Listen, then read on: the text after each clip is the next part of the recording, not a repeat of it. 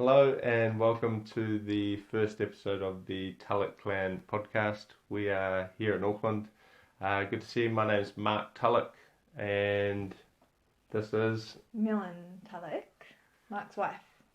cool. So we just decided that we're gonna start a podcast and talk about some different stuff. And today, our first topic we're going to talk about is smacking and disciplining kids. What we think about it. Yes. So, to start off, what do you think? Well, we've got a 11-month-old baby and a 3.5-year-old toddler. And I've always been against smacking, but my mind is changing. No. I grew up, I've got the strap when I was little. And you as well, hey? Yeah, I got hit a little bit. Yeah. Not excessively. Yeah, not abusive, but just when we were naughty, which I wasn't really, but I was quite a good child. But on the occasion, I got the strap. So do you think that was necessary? Like you getting hit, do you think how do you think that affected you? I don't think it affected me at all. It was like I remember getting smacked once with the strap, and we were probably really naughty. Yeah. How about you? Yeah, I got smacked at school. I was, when I was young, they still had smacking at school. Oh, by the principal or the teacher? Nah, just the teacher. Mm-hmm. So I got the strap a couple of times at Glen Primary, just for being naughty, and then I got the cane. So yeah, and that's a bit weird, eh? Like people who aren't even your parents hitting you. Yeah. But that made me really scared. Yeah, I think of that's playing right. up.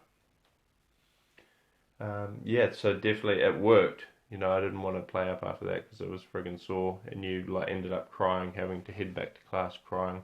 My god, yeah. That's so bad. Imagine being the teacher or the principal that has to smack someone else's child. Some of them probably enjoyed it. Yeah, that's true. This guy, he was kind of known for it.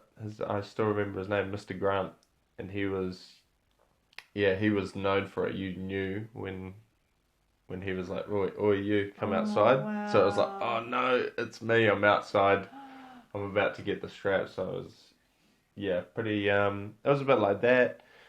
Smacking from parents, my dad actually never smacked me, but mum gave me a few smacks, but I was pretty naughty. I think I'm not into it at all.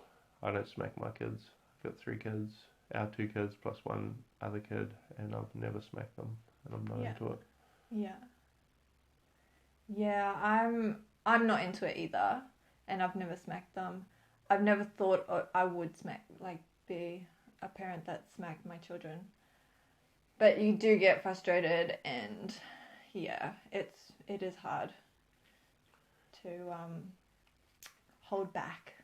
So I guess, for people out there listening, it's worth letting them know, in New Zealand you're not allowed to smack your kids. So even if we did want to smack our kids, you're not allowed to. So there's been incidents in parks and stuff, where a parent will smack a kid, and then all of a sudden police are turning up, or people are getting involved and stopping people from smacking their kids. So it's quite hard out, or it's quite progressive here. It's got to the point where you illegally can't hit children. I'm sure in other countries it must be still okay to give your kids a bit of a smack. Yeah, I think so. What's it like in Australia? Do you know what the law is over there? It's the same, you can't smack. Okay. Yeah, I don't think I'm not sure if it's all illegal officially, but yeah, it's really frowned upon. Okay, so if we can't smack our kids, how do we go about disciplining them and getting them to do what we want? That's a hard one. I find this really hard. I've looked into timeout, and now there's also time in, and yeah. Time in, time out. We haven't tried either though. No. We kind of. What do we do for Mackenzie? we just try to talk to her, slow everything down, talk to her really calmly and patiently, and talk her through it. Yeah. Which works to a degree. Yeah. She's kind of at a phase. She's going through a phase now where she's she realizes that she can make her choice. Like, she's got her choices. She can do what she wants to do. She's got her own complete personality and she's very strong-minded. I find that she's been quite emotional. Yeah. She's really emotional. Moment, like whenever you tell her off for like even the smallest thing, even if you just start telling her that to do something, you're just like, oh hey, can you please not do? And then she just bursts into tears. But I don't know whether that's like she's figured out that's how she can get away with it. But she's getting like really emo and really carried away over nothing straight away before she even gets in trouble. Yeah. And it's got to the point where we won't even. I try to not tell her off in that way. Yeah. Because it just triggers her. So there's other ways to get her to do what we need her to do. You're more patient than I am. Yeah. But I spend less time with her. Yeah. You know, so therefore I'm not as worn out. Yes, that's true. That's very true. Yeah, so I guess the outcome is we don't believe in smacking, and the way to discipline is just through the communicating. Yeah. I find that with her, I find if I,